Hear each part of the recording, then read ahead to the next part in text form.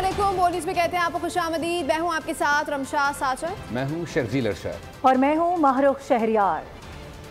Bulletin का बाकायदा आगाज करेंगे। सबसे पहले आपको बताएं कि वफाकी वजीर दिफा ख्वाजा आसिफ ने जाफर एक्सप्रेस सानहे पर मुस्ताफी होने की पेशकश कर दी है। पार्लियामेंट हाउस में मीडिया नुमाइंदों ने ख्वाजा आसिफ से पूछा कि अपोजिशन सिक्योरिटी नाकामी का जिम्मेदार आपको करार देकर इस्तीफे का मुतालबा कर रही है।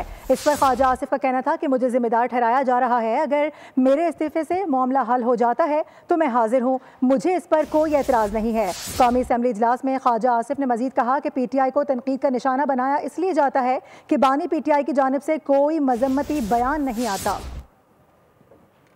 सिक्योरिटी पर PTI आपसे इस्तीफे का मुतालबा कर रही थी, क्या वजह है कि सिक्योरिटी कोलैप्स के ऊपर आपको जिम्मेदार ठहराया जा रहा है? मुझे जी मुझे ठहराया जाए। मैं अगर मेरे इस्तीफे से जो है ये मामला हल होता है तो मैं हाजिर हूँ, मुझे कोई इसमें एतराज़ नहीं।